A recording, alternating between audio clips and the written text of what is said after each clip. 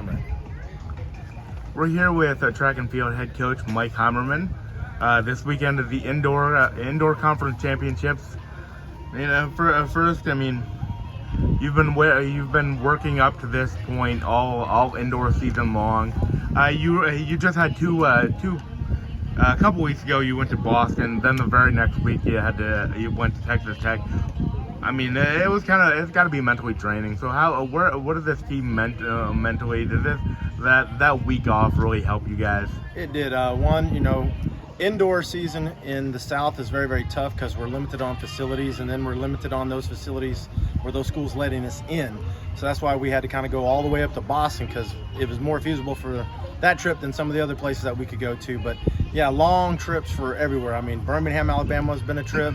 Boston, Massachusetts, Lubbock, Texas, and now back to Birmingham. But having that week off, the kids got to stay in the classroom, and I say classroom, but then we had 3 days off for Mardi Gras break. But just for the kids to kind of relax, sleep in their own bed, and stay here, and just focus on some training was really nice. And not having to travel, because that travel is fun, but it's not fun on the same side.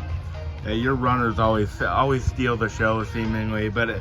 I mean, your throwers may be the difference in winning the conference title if you guys were to do that.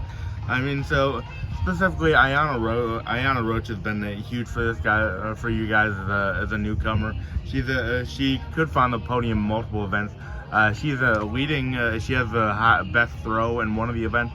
So, I mean, talk about your throwers.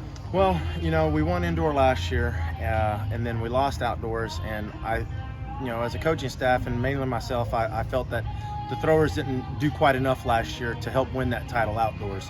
And so we made a big change this year. We brought in 4 new girls, and Ayana's being one of them. And she's going to be a huge difference maker for us right now. She's, showing that she's scoring 16 points or 15 points. And I think she might be able to squeeze out a little bit more in the weight, because we're not close to her personal best. But we're working on that, and she could be 2 medalists, and including a conference champion, which that's what we're looking forward to. And we'll see if we can throw a PR and just let the chips fall where they may. But it's a lot better with the female throwers this year. They're stepping up huge for us. After both the indoor and the outdoor season, everybody finished in the top 2. Women winning the indoor conference title last year, first one ever.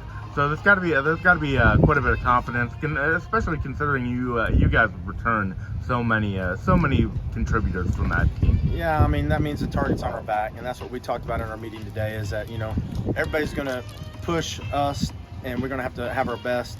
And it doesn't always have to be the best. Just we got to go out there and we got to perform and be mentally prepared, and that's our biggest thing. We can't do anything between now and then physically, other than maybe rest and stay hydrated so we don't get hurt. But it's all about our mental preparation.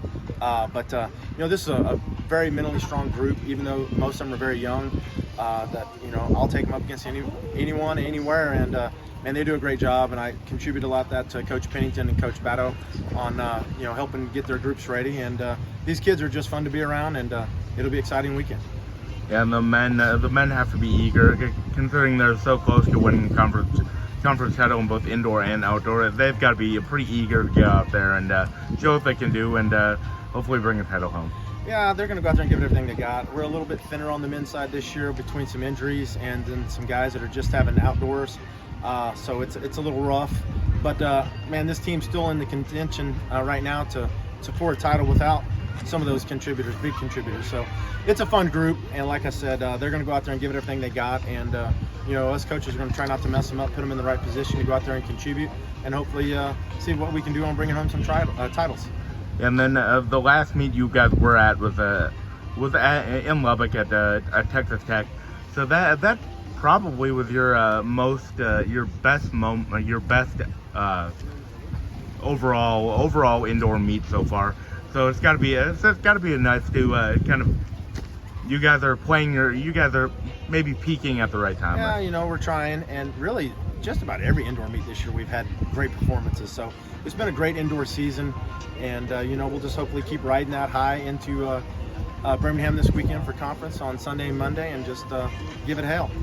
Yeah, you've mentioned finally the last one. You've mentioned about the competition between two-year pole vaulters, Anne-Marie Broussard and Madison Brown.